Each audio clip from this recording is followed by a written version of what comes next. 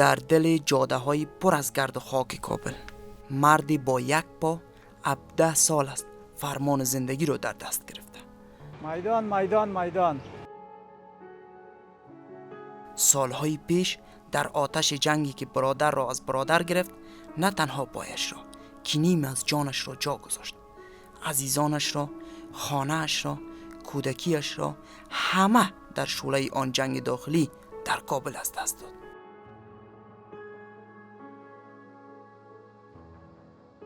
اما نه تسلیم شد و نه مایوس. با دل پر از زخم و چشمانی که غصه ها را سالهاست در خود حبس کرده، پشت فرمان نشست و راننده جاده های فراموش شده کابل با هزاران مشکل شد.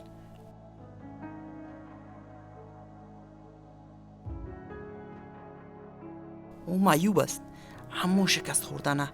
مرد با یک پا اما قامت به بلندی کو.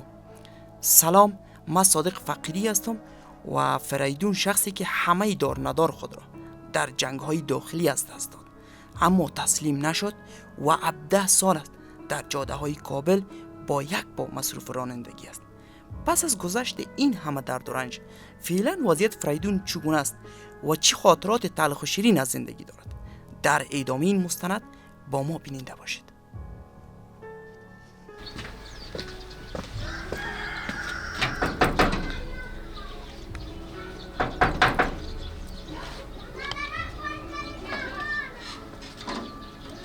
السلام علیکم.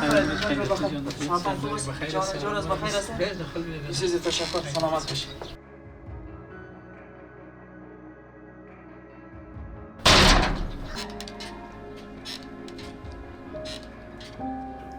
هموطنان عزیز، امروز هم آمدیم به داخل خانهشان و در یکی از اتاق هستیم. همراهشون صحبت ها را می داشته باشیم در رابطه به اینکه فریدون جان از کدام روز بالاخره معیوب شدن و آیا این معیوبیت از یا باعث ازی شد که بالاخره از تمام کارها کنار گذاشته شد و بیاید در خانه بنشینه یا نه همه روزه کار میکنه و زحمت میکشه و چند نفر از در اعضای فامیلشان و سرانجام در حادثه المناکی که از گذشت بالاشان چند نفر تلفات داشتن. فریدون جان بسیار زیاد تشکر که فرصت گذاشتین. برادر عزیز واقعا بالایتان افتخار میکنه وقتی که شما را میبینیم و در روز نخستم که دیدم در هر مجلسی که نشستم واقعا در رابطه با زندگی شما صحبت کردم و در رابطه با مردانگیتان که با یک دست و یک پا بالاخره فامیلی را که شاید زیاد باشن تعدادشان همگیشان سرپرستی میکنن. فریدون جان در رابطه با این حادثه اول از شما میشنویم. حادثه چه وقت چگونه بالاخره رخ داد؟ قربانتان بدر تشکر. حادثه دیگه حکومت دکتر نجیب که سقوط کرد، جنگای تنظیمی شد. ما دیگه تقریبا خودم 7 ساله می آمدم خانه ما راکت که خورد پدرم شهید شد، یک بدرکم شهید شد، یک بدر دیگه تکلیف حساب داره، یک همشیره معیوب شد، خودم به یال شدم. دمی جنگای تنظیمی اوگار شدیم. خیلی حادثه خطرناک و خیلی المناک بوده و خداوند شما را اجر نصیب کنه و گذشتگانتان غریق رحمت بسازه. گفتین که پدر و برادرتان شهید شدن. بله. برادرتان آرسی کرده بود؟ نه آرسی نکرده بود. خورد بود برادرتان؟ خورد. همسن دای ما بوده که مریض طفل بود. و فعلا چند نفر از اعضای فامیلتون باقی مانده؟ از اعضای فامیل ما دیگه همشیره معیوب است، مادر است، دیگه این پدر ما تکلیف حساب داره ایست. خودم هستم. صحتمند است یا نه؟ نه والا جور نیست، او هم دیگه مریض است، دیگه گاهی کمرش درد میکنه، گاهی پایش دیگه تیر میشه زندگی است. برادری که همراه تان است او هم تکلیف داره؟ او هم تکلیف حساب داره. نموزرگاه میشه او برادرم بیاین نزدیک ما و همراهشون صحبت ها داشته باشیم. از برادرشون هم تقاضا میکنیم اگرچه هم مریض هستن اما باز هم به خاطر از اینکه گفتیم که یک روز بالاخره از چگونگی کارشون و از اعضای فامیلشون بر شما عزیزان تصویر می داشته باشیم. برادر عزیز خب میشه شما هم بیاین نزدیک ما و همراه شما با صحبت ها می داشته باشیم. سلام خوب هستی؟ صحت خوب است؟ در رابطه با برادر بگوین برادرتون چی تکلیف داره؟ برادر ما تکلیف حساب داره. مو راکت که در خانه ما خورد، مو شوکای راکت دیگه تکلیف حساب داد.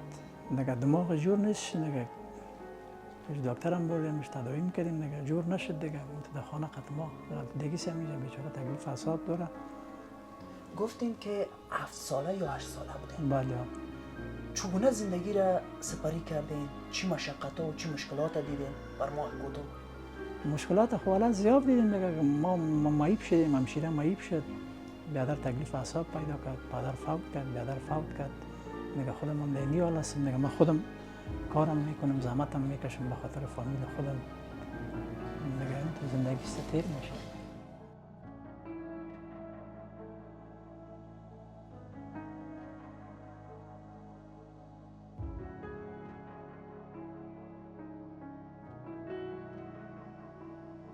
عروسی کردین؟ بله عروسی کردیم. ثمره عروسی اولادی هم؟ دو تا طفل دارم ما. طفلکارم خیر اگر صدا کنیم اینجا در تصویر همراه ما باشه و هموطنای ما ببینن. شما بیاین بچین اینجا نزدیک ما بیاین. بیاین. صحیح است. بیا باشین تو اینجا بشی و خودتون در پلوی پدرت بشی. خب آفرین بیا باشین خودتون اینجا بشی نزدیک. در رابطه با عروسی بگو چقدر وقت برای خودت خواستگاری میرفتن و بالاخره چطور شد که عروسی کردیم؟ عروسی والا خود افغانستان یک بدبختی است که معیب شدی با کس خوار دختر خودم نمیته. تقریبا 7 سال میگشتیم دیگه نشد. باز بالاخره قسمت قطع کسی بود قطع از ما عروسی کردیم. میگم 2 تا اولاد هست از ما دیگه، فامیل هستم، کل ما یک جای هستیم دیگه. سرپرست فامیلم خودم هستم دیگه، کسی کاریگر ندارم. من خودم زحمت میکشم. این خانه که زندگی میکنی خانه کرایی است یا خانه را کرا میتیم؟ ما 5000 روپیه کرا میتیم دیگه. یک همسایه دیگر هم خود شاندیم دیگه، کرا میتیم خانه را دیگه. همسایه هم همراهتان هست؟ هست. مکمل ما که دیدیم 3 اتاق هست. بله. دی 3 اتاق 2 همسایه ها؟ نه اتاق یک اتاق یک همسایه هست دیگه پسر. یک دیو. او هم همراهتان کمک میکن باز در کرایه دیگه کم تو شوا میته کم شما میتیم. از خودت چشمتون تکلیف؟ چشمم موگار است، کمرم هم بیسته دیگه، پایم هم قطع است، دستایم هم قطع است دیگه. دمیال ما خودم کارم میکنم، مغربی هم میکنم، ما موتروانی میکنم ما دیگه. امروز اولم که تو قطع ما سر خوردی تو مرا دیدی از نزدیکه. برای ما بسیار جالب بود هموطنای عزیز. وقتی که ما فریدون جان دیدم در اول هیچ اصلا متوجه برشان نشده بودم که اینها صحتمند هستن، قسم دریوری میکردن، خوب قسم میکردین. پس آنتر متوجه شدم، من دستی پیش سر بودم. وقتی که متوجه شدم که پایشان دیدم یا اصلا یک پای نداشت. متوجه دست شدم، دست هم نبود. متوجه دست دیگه شدم که میگیم جور است، او هم به این شکل میشه که او هم به این شکل و او دست هم کمکی است، دست یک پای هم نداره. از پرسان کردم که برادر این موتر خودت چی رقم رانندگی میکنی و چقدر مشکلات روبرو هستی و خاصتا شهر کابل یکی از شهرهای پر ازدحام است و چگونه پیش میری؟ خیلی جالب بود و ما هم خواستیم که یک روز کاری ای ابرمرد بر شما به تصویر داشته باشیم. چطور دریوری میکنی؟ دریوری دیگه والا دیگه میکنیم دیگه. دریوری را یاد گرفتیم تقریبا 16-17 سال میشه از دریوری. از اول دریوری بابا چگونه علاقمندی پیدا شد با اینکه یک پایتان هم نیست، یک دستتان هم نیست، دست دوم هم از نیم قطع است؟ چگونه بالاخره دل کردین گفتیم مردم؟ ما والا راست بگی برای ما بسیار شوق داشتم امرای دریوری. بازی موتر کس دوستا بود، باز یگان دقیقه قطعی میشتیم، بازی را گفتیم یگان دقیقه مرا میاد بده، ما بسیار شوق دارم. بازو قطعا کمک کرد، باز ما دیگه دریوری را یاد گرفتم دیگه. فعلا هم دریوری را میکنیم تقریبا دیگه 16-17 سال میشه از موتروانی. 16 سال 17 سال میشه. در رابطه با اینکه چقدر خاطرات تلخ شیرین دارم پسانتر صحبت میکنیم و فعلا در رابطه با این ازشان میپرسیم که از چند تا چند کار میکنین و روزانه چند عاید دارین و همچنان اگر در رابطه با برخورد مردم بر ما بگوین که مردم خودتان میبینه چی رقم برخورد میکنن؟ مردم والا به اکثریتش خوب هم هستن، اکثریتش دیگه بد اخلاق هم هستن دیگه. گذران میکنیم مردم میبینه، اکثریت مردم مرا تشویق میکنه دیگه. وقت نا وقت وطن ما شما کلی شکر مسلمان است، وقت نا وقت اگان تا که ببینه دست ما رو میگیره خیر ببینه نه دیگه اگان تا کمک قط ما میکنه کمتون نه موتروانی که میبریم دیگه ما خودم هم که میبریم از چند تا چند کار دیگه با صرف روزم باز وقت میبریم باز اکثریت وقت شبانه میبریم دیگه من نماز شام که بخوانم میبریم سر کار تا 12 1 بجه شب بعد از 1 بجه شب میایم خانه با صبح ما قسم باز یک دوره موره میزنیم با شام باز میبریم دیگه تا روز است از بعد از اذان شام کار میکنیم بیشتر دیگه بسیاری وقت از طرف شب دلیلش چی است؟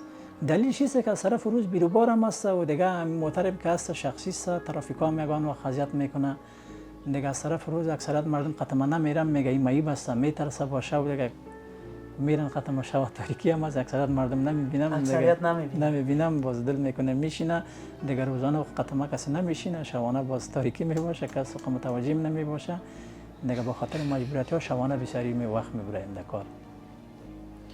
برادرتون باز همیشه امی رقم حالت می داشته باشه یعنی باز ساعتش خوب می باشه؟ نه ساعت ازی خوب نمی باشه یگان وقت بیخی دیگه دیگم بیتاب میکنه خدا تکلیف داره دیگه جور نیست از حال دنیا بیخی هیچ خبر نیست فقط دیگه سرپرستی از یا خدمت از یا کلش با دوش خودم است.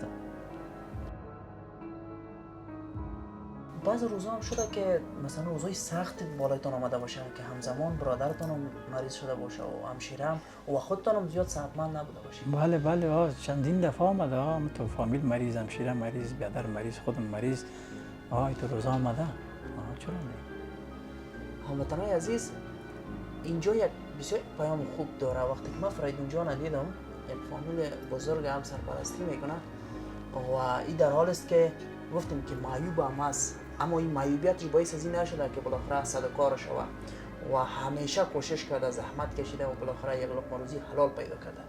چی پیام داری برای باز هموطنای ما؟ صحتمند هم است جور هم است اما باز هم به گدایی دست دراز کرده. واره پیام ما خبر از این است که زحمت بکشن کار کنن دیگه تا که گدایی کنه گدایی کار خوبم نیست خدا آدم به غیرت نکنه دیگه آدم زحمت بکشه بهتر است به این معنا نیست که کسی مثال معیب شد یا به دست شد یا به پای شد دست بگیره نه خودش زحمت بکشه فهمید اصلا هیچ معیب نیست باید شهامت داشته باشه غیرت داشته باشه کار کنه زحمت بکشه هیچ اصلا خدا باید مایوس حساب نکنه دیگه خداوند ما رو نگاه کنه ما خود ما زحمت میکشیم الله پاک ما رو نگاه کنه خدا تو روزا نبره که ما به کار دست بگیریم خود ما زحمت میکشیم تا که شیما داریم کار ما رو ادامه میدیم با که غلطیدیم دیگه میغلطیم تا که نفس از دیگه جان است کار غریبی میکنیم ما. پیام بسیار جالب بود و همچنان باعث از این میشه که انشالله هموطنان ما که میبینن با این فکر نباشه که من معیوب هستم من نمیتونم. این برادر که یک فامیل بزرگ را سرپرستی میکنه بدون شک همه ما میتونیم. فریدون جان تا فعلا هم کدام خیراندیشی با خودت کمک کرده و چی پیام داری برای تاجران ملی ما برای هموطنان ما که وضع اقتصاد خوب دارن و فامیلای همچون شما که واقعا مستحق است چی پیام داری برای دوستان؟ پیام ما خوینمیز بیادر تا فعلا خط ما هیچ کسی کمک هم نکرده و بعد از این خط ما دیگه تجارت دیگه پیام می نمیسته دستوردار ما باشه دست ما رو بگیره خط ما کمک کنه دیگه تا فعلا هیچ کمک نه تا فعلا هیچ کمک خط ما کسی نکرده تا فعلا که امروز صحبت دارم اینم وقت میشه که ما معیب شدیم کسی کمک نکرده خط ما و این کمک‌های خیریه که بلمون بر یک قریه یا منطقه دوام سهم نه هیچ نداریم هیچ والا این پرسان کردیم میتونیم همسایه و دیگه هیچ طرف ما نیکودم آیتی آمده نیکودم سروی آمده هیچ اصلا قط ما کس تا فعلا کمک نکرده. هموطنان عزیز بدون شک فامیل مستحق فریدون جان هستند که در حال حاضر نزدیک 3 یا 4 مریض دارن بدون اینکه اعضای فامیلشان هستن خرج مصرف فامیل می باشه و موتری هم که پیش از یک موتر است که به حساب به شکل کرایه گرفته شاید 200 یا 300 افغانی و صاحبش هر شام باید بپردازه و در ضمن مشکلات اقتصادی خیلی زیاد دارن. امیدوار هستم تاجران ملی که برنامه ما را میبینه میشه که دست فریدون جان بگیرم و بدون شک که ما انشالله یک روز مکمل بر شما تصویرش می داشته باشیم بالاخره که چقدر عاید میکنه واقعا و مصارف خو بر هر هموطن ما یا هر فامیلدار معلوم است که یک فامیل 8 نفر یا 10 نفر چقدر مصرف داره. امیدوار هستم که با فریدون جان همکاری شود و همکاری اقتصادی سخت ضرورت داره. در رابطه به این نگفتیم فریدون جان که باز روزایی شده باشه که مثلا برآمده باشین وسط شهر به خاطر کار غریبی اما هیچ کار پیدا نشده باشه و همچنان اگر در رابطه با درآمد فی روزتان بر ما بگین که در یک روز چند درآمد دارین شما؟ درست تشکر. بیادر دیگه ما که برایم در کارم و خو کارم نیست، بازم زحمت خودم میکشم و زیاد کارم که کنیم از 200 300 زیاد پیداگیر نیستم. 200 300 وای تو شوای یا روزایی که برآمدیم هم چندین وقت هم تو به دسلاف آمدیم. باور کنین به دسلاف آمدیم فهمیدی؟ بیادر ما باز او چنین روزا را چگونه حل میکنین مشکلات اقتصادی رو؟ و در ضمن نگفتین که این موتری که شما درایوری میکنین از خودتان است یا از کسی دیگه گرفتین؟ نه موتر از کسی یک دوست است، اونم وقت ما کمک کرد، گفتیم موتر گفت بچلان سرپرستی خانه کو یک لومانان بر پیدا کو، یک موتر از مردم است، از خود من نیست.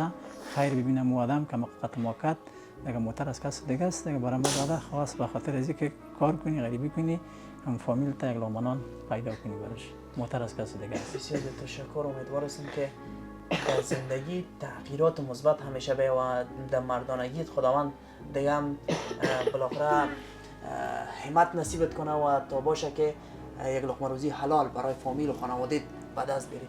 هموطنان عزیز با ما همراه باشیم. برنامه ما در اینجا ختم نمیشه. با فریدون جان هستیم و آیسا فریدون جان هم آمادگی میگیره میره بخیر به طرف کار. ای که چگونه کار میکنه و چه چالش ها داره در درایوری، همه این موضوعات انشالله با ما هم.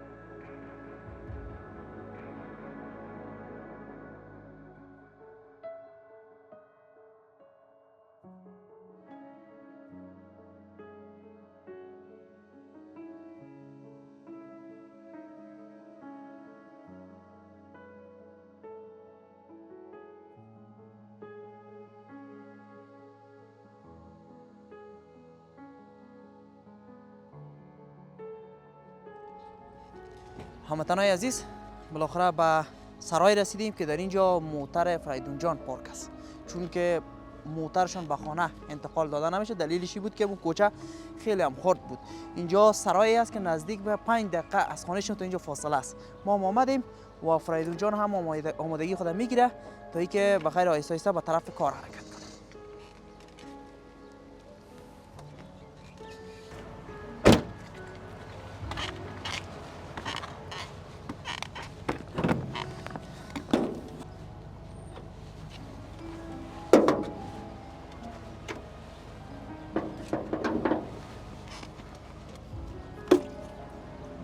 Ahí está.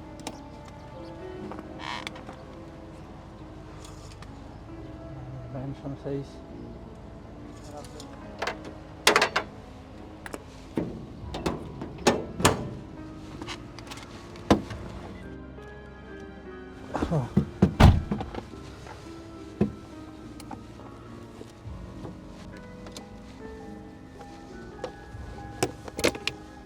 بسم الله الرحمن الرحیم.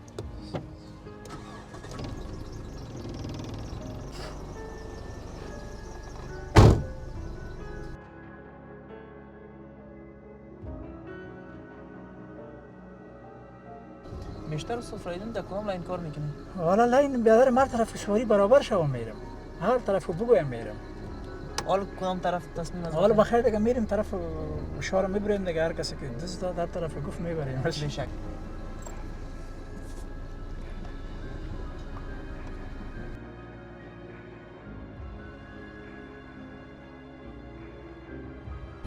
چی چالش‌ها دارید در دریوری استاد فریدون؟ در دریوری نبودن یک پا، یک دست هم نه، دو دست، چقدر مشکلات با بار میاره؟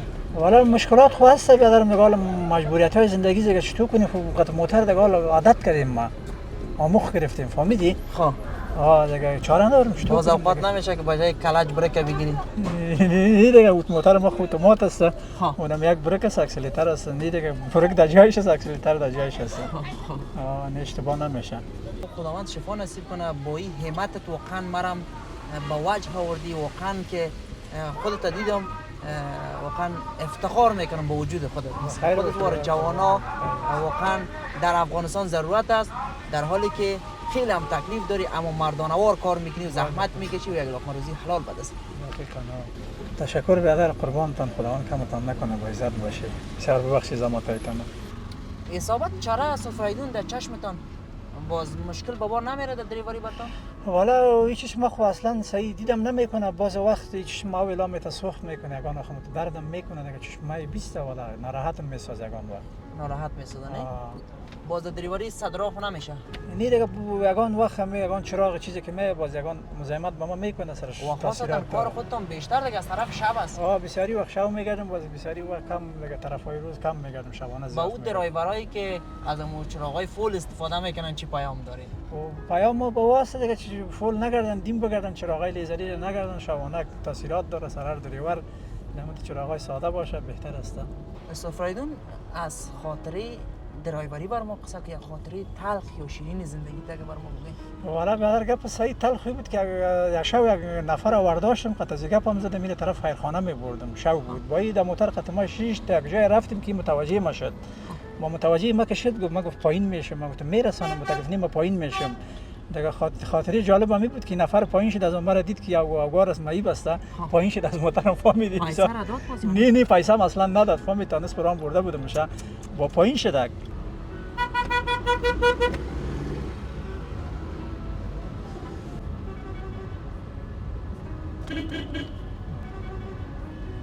دوجه دیگه برادر گل دیگه کات کده پوریش گپی نیست، با ما خدای مسیرها بالا قندوزای یگان وقت میرم باید ساعتم تیر میشه، فهمیدی؟ ما عادت کردیم دریوری بسیار خود اشترنگ خرد ساختیم. این اشترنگ والا این چیز است، خو لابر بسیار وقت شدی موتر تقریبا 10 سال میشه پیش ما است. مطمئنا به خاطر سهولت کار نه دیگه به دست که دم هفته‌های سال چی خو لابر است، نه با وقت زمان میشورانه خودم متوجه استی دیگه این قسم شده یا بسیار وقت هم شد دیگه نخریدیم، شاوکار است میگردیم بدر وضعیت هم صحیح خوب نیست، اگان دوزا و سیسو مردم شوانه میگرده، موتر باید در کونه باشه، سیسو زده و زخمی باشه، با کس کار نداره، متوجه شوانه که بگیریم موتر نه باشه، من مایی به مستم بدر گل چیز کلام نمیتونم فهمیدید. من در بغل مرا میگیرم. صاحب موتر چند میدین؟ صاحب موتر بدر گل 2.5 ساعت. تمام مصارفش بالا خود کل عوارضم سر ماستا. عوارض ان شاء الله نمیکنم، با احتیاط کردم میگردم فهمیدید. ها والا اگر به شش ماه خراب شه احتیاط خوب چیز است، احتیاط. در موترونی یگان خوب سرعت هم میری، بسیار تیز چلانم هستم مگر مال تیز چلانی نمیکنم. اما تیزترین سرعتی که بود یعنی تیزترین سرعت ما می بود که دیگه تقریبا 150 در میرای جلال آباد نیست تنگه برشم. عزیزو خوب پورا نمیکنه، عزیزو خوی رقمی با مثلا در مورد 150 باور میکنی، یعنی 150 دیگه ما میخواستم گفتم باش که چه رقم شیما داره، زور داره نداره. خب با او خاطر چک کردم دیگه با بسیاری وقت ما تیز چلانی مرا بدم میفهمید، بسیار ما نرمال میرم خوشم به اشاره که ما میرم 80 60 از این بالا نمیرم. انا دسته خود 80 60 خب باز موترونا کنترل کردن نه بیخی ان تو باور به خدا که مدام 80 که برات میگم اعلام میتم اکثر بیخی اعلام میتم متوجه استی به خاطر از اینکه بمیکل که ما یار از به حساب تایر خوره و دیگهش نه کاش ماشین چیز نمیکنه فقط میاد کل که ما یار از یگان و خگان اندی والا میتاو میتم میگم بچی سخت است میگم این نرم است فقط شهادت کردیم خب والا نیم عادت کردیم میشه قطعا ما مخ شد دیگه زیاد فقط 10 15 سال میشه بدر همین موتر نه پیش از سه موتر دیگه موترونی کردیم مشوار بعد گای سراچه بود گای کرولا دیگه این موتر قطعا ما زیاد رحمان تقریبا یارو با وفایت است بسیار مرد موتر از روزی که خریدیم این موقع وقت هیچ گل نشده که ما به ایران مانیم هیچ تو جای ما نمونده هیچ نماندیم نی گل شد ما به می ایران ماندیم. زیادترین کار که کردی امو روزی که خوب خوشحال بودی زیاد پول بعد سواری چند بوده؟ یعنی تو فکر کو که دیگه حکومت طالبا خو نکردیم در جمهوریت باز دیگه تو فکر کو که زیادترین کار ما یک شو بود که 2700 2700 امو روز خوشحال بوده؟ دیگه خب پیسه دیگه حتما حالا خوشحال میسازم.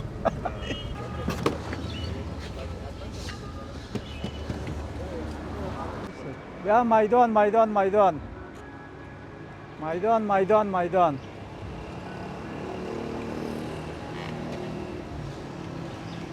سواری هم نیست بیخی امروز ما چرا بارانی سه سواری هم نمیه امروز والا.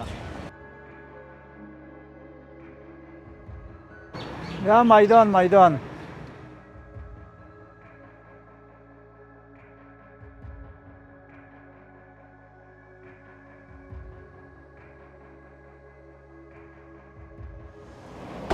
هموطنای عزیز، یک روز مکمل با فریدون جان بودیم، شخصی که متاسفانه قربانی جنگ های میان افغان ها بود.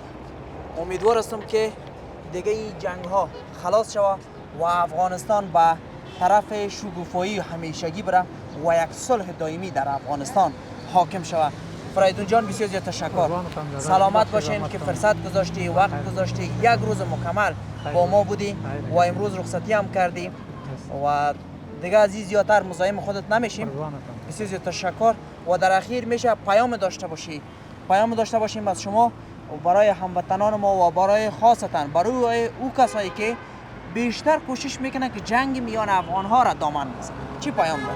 پیام ما اینه بیز بدر هم جنگای تنظیمی بود تو ما اوگار شدیم، فامیل ما مثل ما ورم تو هزارها فامیلای دیگه هم تو شهید و یتیم شد.